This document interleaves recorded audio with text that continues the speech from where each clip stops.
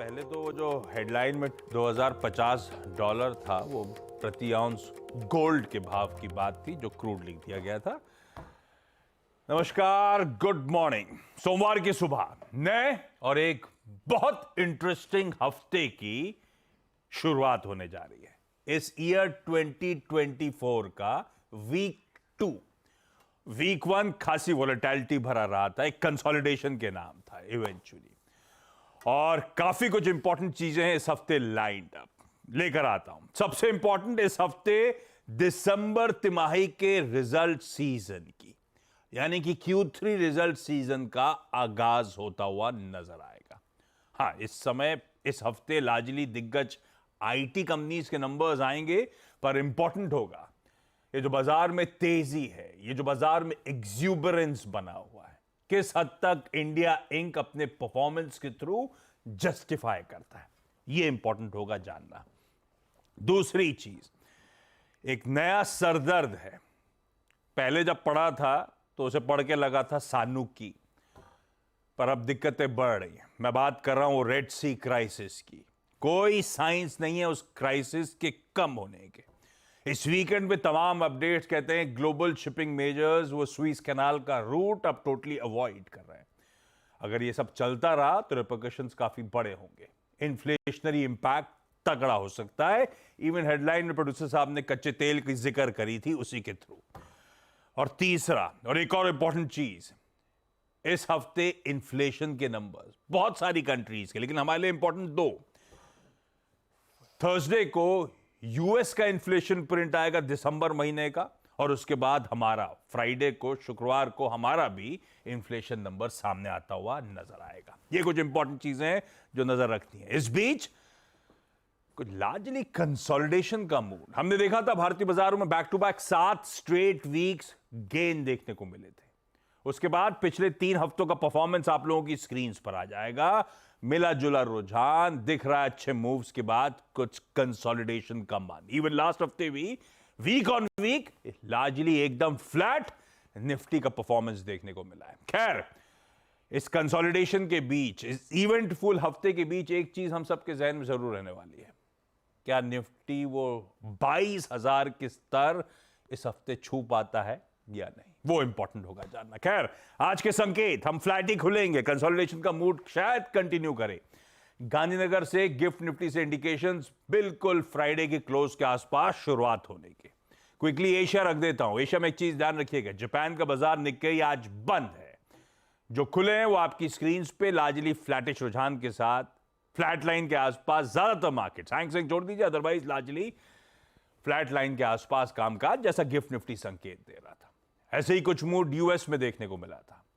उनके लिए भी इवेंटफुल वीक है। उससे पहले पिछला हफ्ता ठंडा रहा है। साल की शुरुआत वहां पे भी ठंडी रही, और इस हफ्ते दरअसल उनके इन्फ्लेशन के प्रिंट के साथ साथ उनके भी रिजल्ट सीजन का आगाज होगा। फ्राइडे को सारे दिग्गज बैंक्स के नंबर्स लाइंड अप है, तो ठीक है, कंसोलिडेशन का मूड। लेकिन ग्लोबली हमारे लिए संकेत वहां से कैसे आ रहे हैं, मूड मॉल है कैसा, हर्षदा बगल में बैठी है, इनसे बातचीत होगी। वीरू बताएंगे कैसे निफ्टी बैंक में हफ्ते की शुरुआत में हमें अप्रोच रखना है।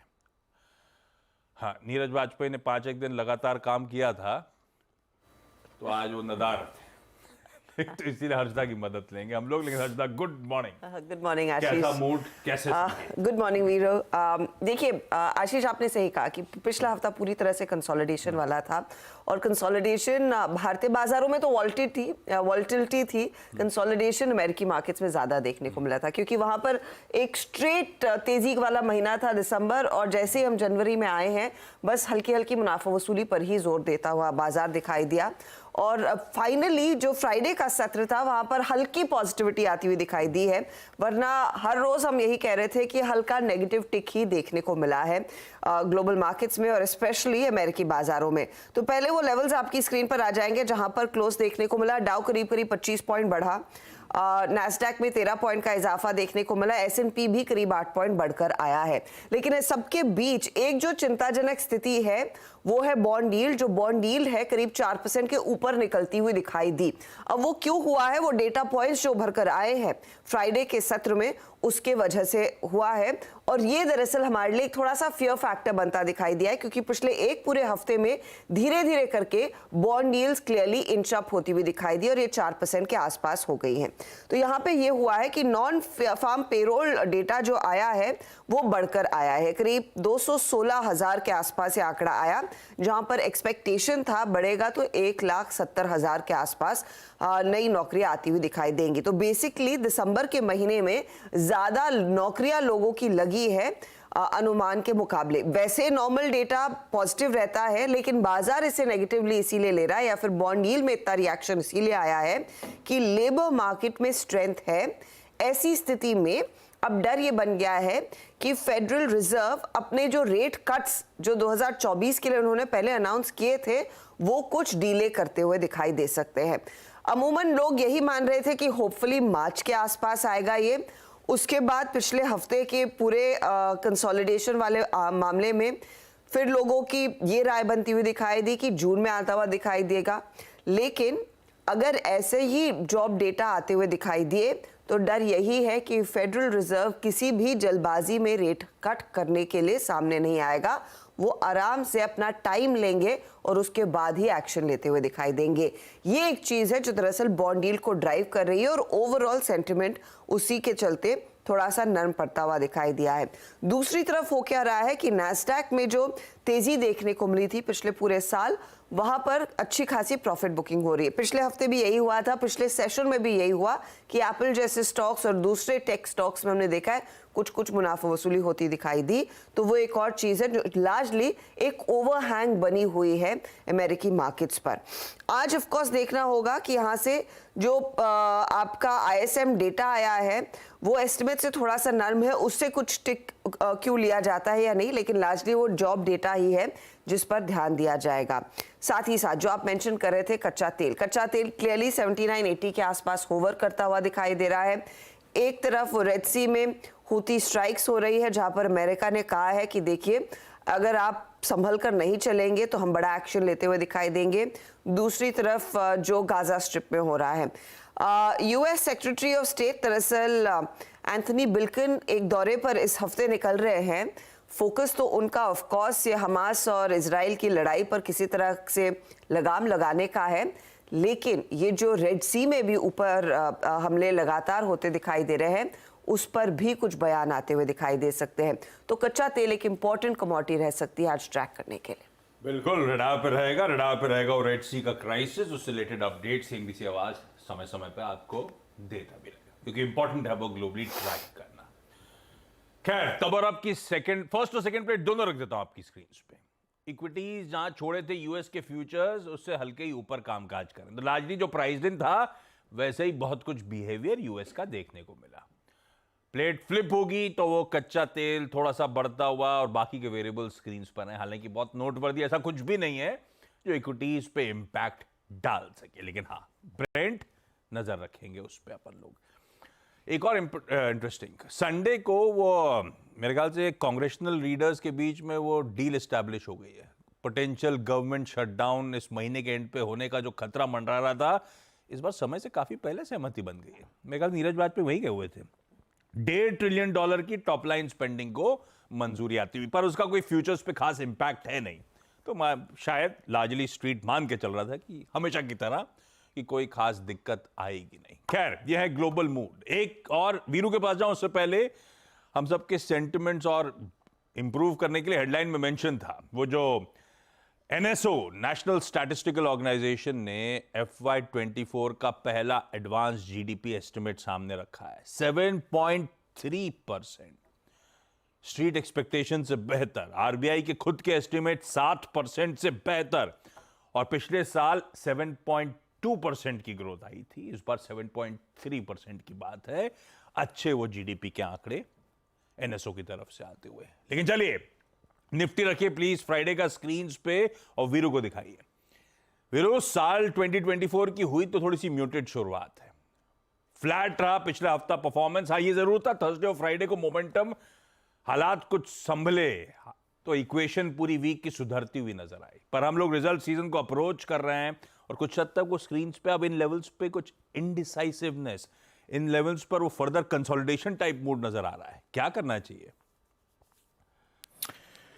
Good morning Ashish, good morning Harshada, welcome back Ashish. देखिए, इस अर्निंग सीजन के स्टार्ट होने से पहले ये हफ्ता क्रिटिकल रहेगा। तीनों ही इंडस्ट्रीज की, निफ्टी बैंक की और निफ्टी आईटी की एक ट्रेजेक्ट्री है, उसको समझ लीजिए।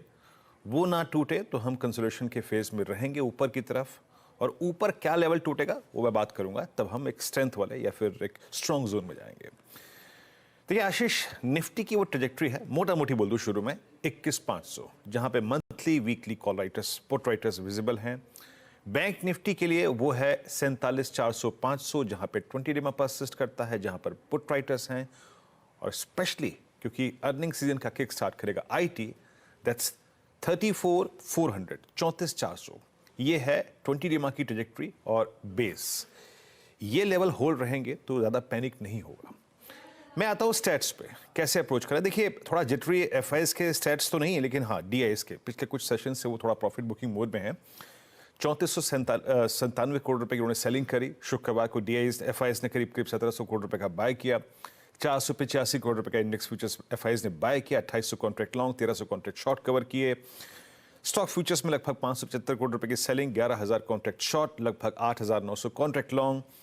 और कॉल राइटिंग जिस क्वांटम में हुई है आशीष अगेंस्ट कॉल बाय, वो इंडिकेट करती है कि ऊपर हमारे लिए अभी प्रेशर जोन परसिस्ट करेगा टिल द टाइम कोई ट्रिगर आके हमको ये ट्रेजेक्ट्री पार ना करा दे ऑन ऑल इंडस्ट्रीज, चाहे वो निफ्टी आईटी हो, चाहे वो निफ्टी बैंक हो, चाहे वो निफ्टी हो। वो लेवल क्या है आइए देखते हैं। देखिए, पहली बात तो ये सुन लीजिए कि इस हफ्ते ये 3 इंडिकेटर निफ्टी बैंक और निफ्टी आईटी तो हो ही गया आशीष, एक और वो है एचडीएफसी बैंक।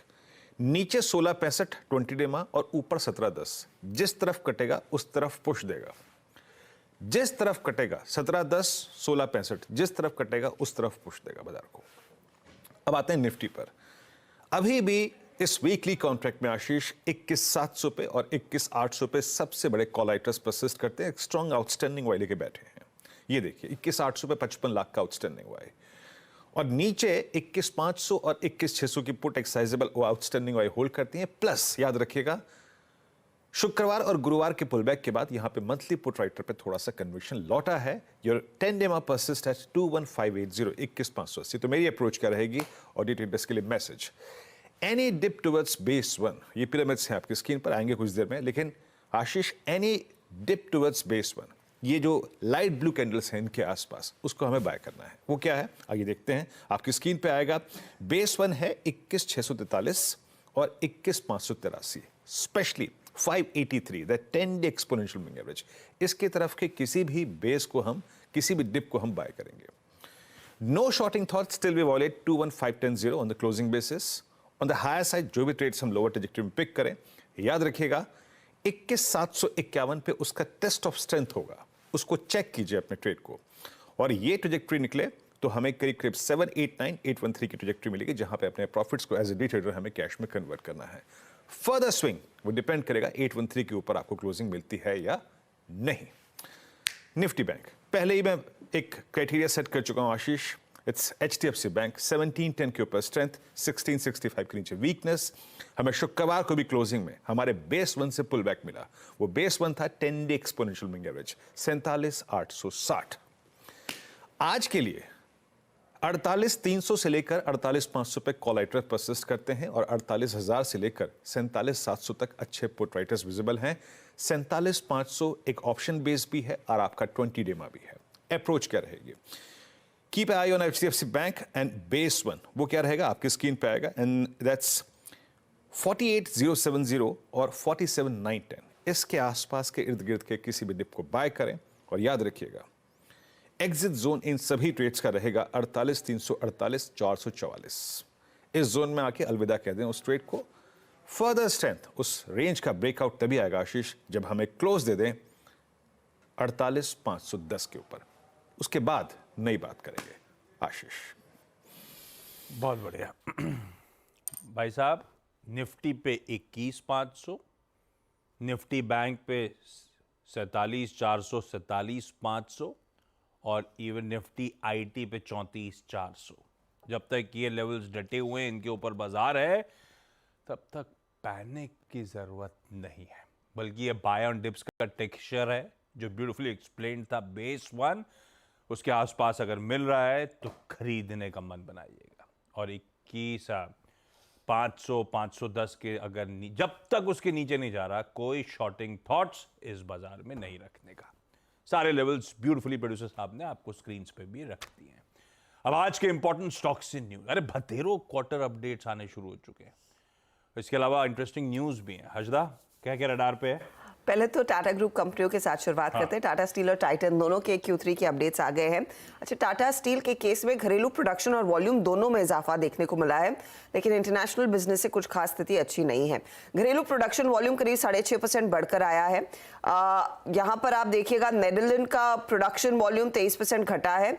यूके में प्रोडक्शन वॉल्यूम 1.5% हल्का सा बढ़ता हुआ दिखाई दिया है। थाईलैंड में कोई खास बदलाव नहीं है, लेकिन जो डिलीवरी वॉल्यूम है, डिलीवरी वॉल्यूम के केस में घरेलू बिजनेस में 3% तक की ग्रोथ देखने को मिल रही है। बाकी सभी ज्योग्राफीज में डिलीवरी वॉल्यूम घटती हुई दिखाई दी है, जो एक अच्छा संकेत नहीं है। तो एक मिक्स नंबर है और थोड़ा सा डैम्प नंबर है मेरे लिहाज से। अब आते हैं टाइटन पर, और टाइटन कह रहा है कि थर्ड क्वार्टर में आय में करीब 22% तक की ग्रोथ देखने को मिलेगी। यहाँ पर ये कह रहे हैं कि 90 स्टोर इन्होंने इस पर्टिकुलर क्वार्टर में खोले हैं। अब सेगमेंटली ज्वेलरी बिजनेस में 23% के ग्रोथ का अनुमान है। वॉच एंड वेरेबल्स 20-21% ग्रो करेंगी। आयव्यय 3% पर है। कैरेट लेन 31% और इनका न्यू बिजनेस तनेरा करीब 60-61% तक की ग्रोथ दिखा रहा है। यहाँ पर सबसे ज्यादा चर्न आता हुआ दिखाई देगा। तो टाइटन का अपडेट वैसे पॉजिटिव है। बैंकों की अगर बात की जाए तो बैंक ऑफ बड़ौदा कहता है कि घरेलू डिपॉजिट 6.34% बढ़ा है।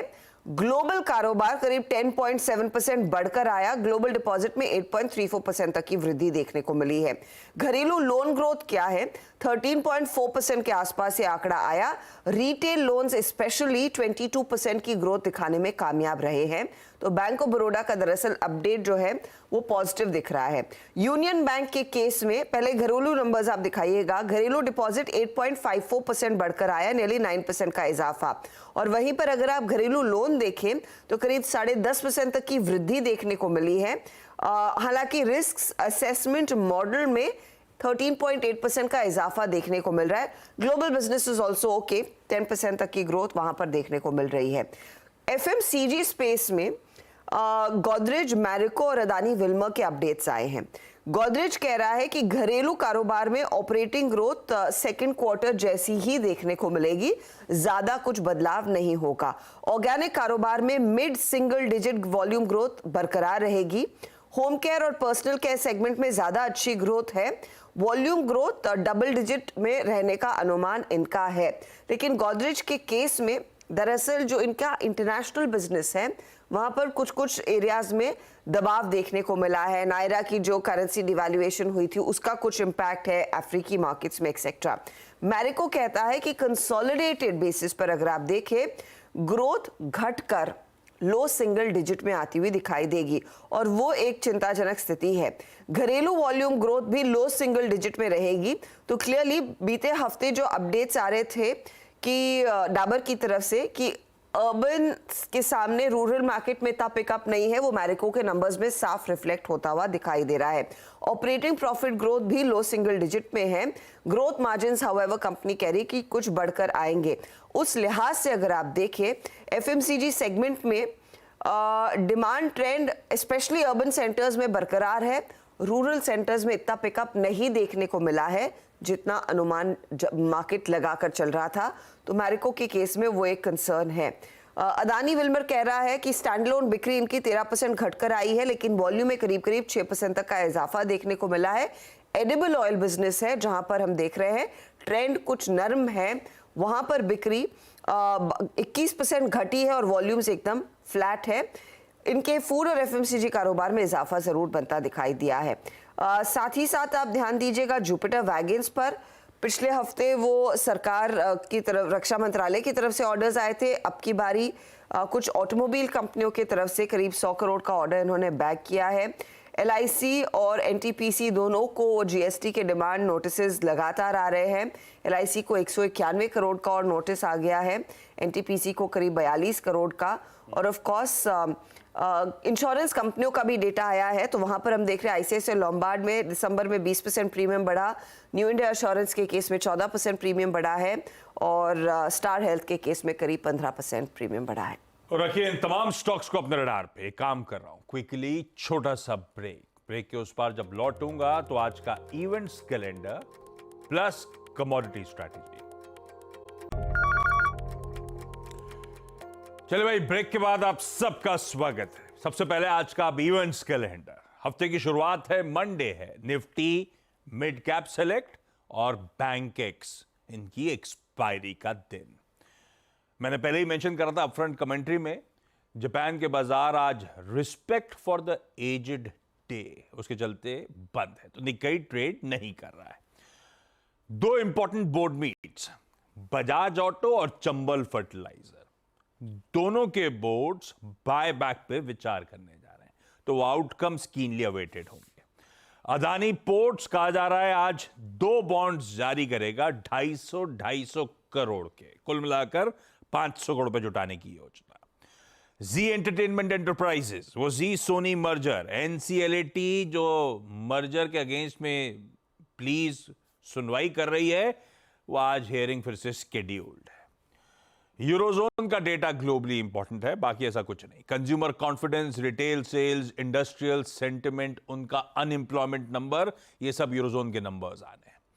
पीएम मोदी आज दोपहर 12:30 बजे वीडियो कॉन्फ्रेंसिंग के जरिए विकसित भारत संकल्प यात्रा के बेनिफिशियरीज को एड्रेस करेंगे और आज ही पीएम मोदी गुजरात के 3 दिनों के दौरे पे चले जाएंगे। दरअसल कल उनको वहां पर वो जो vibrant Gujarat global trade show है उसे इनॉग्रेट भी करना है। मर्सिडीज बेंज अपनी 2024 को किक स्टार्ट करेगी। आज इनकी जो सबसे ज्यादा बिकने वाली कह लीजिए फ्लैगशिप एसयूवी है जीएलएस, उसका फेसलिफ्ट आज लॉन्च होगा, पर मेरे ख्याल से लार्जली कॉस्मेटिक चेंजेस होंगे, कुछ नए फीचर्स होंगे। अच्छा, आज ध्यान रखिएगा म्यूचुअल फंड का डेटा भी आएगा। तो एम्फी दरअसल दिसंबर 2023 का एमएफ इंडस्ट्री का मंथली डेटा और आउटलुक शेयर करेगा। वीरू कहां है, दिखाइए जरा स्क्रीन पे। दिल्ली, नॉर्थ और सेंट्रल इंडिया में आईएमडी कह रहा है आजकल बारिश आने वाली है वीरू, और कोल्ड स्पेल यहां से अब तूल पकड़ेगी। कई लोग लिख भी रहे थे ट्विटर पे, अपन ने स्वेटर रखा हुआ है। नहीं, इस विंटर पे कई लोग कह भी रहे हैं, ट्विटर पे डाल रहे हैं कि आपके चेहरे पे तेज दिख ही नहीं रहा है। कल लाया जाए, कल लाता हूँ, एक काम करता हूँ, कल लाता हूँ एक्सटेंशन लाके और सब कुछ लाके यहाँ बैठता हूँ। मंगलवार को आपको तेज नजर आएगा वीरू के चेहरे पर। कमोडिटी स्ट्रैटेजीज, एचडीएफसी सिक्योरिटीज के अनुज गुप्ता साहब की तरफ से आती हुई, एमसीएक्स पे सोना खरीदने का मन बनाइएगा 62,050 के स्टॉप के साथ, और कच्चा तेल खरीद के चलना चाहिए 5950 के स्टॉप के साथ। बाकी के लेवल स्क्रीन पे छोड़े जा रहा हूं आपको गिफ्ट निफ्टी से एकदम फ्लैट शुरुआत के संकेतों के साथ। आज के शो मॉर्निंग कॉल में इतना ही। ब्रेक के उस पार सीधा सौदा।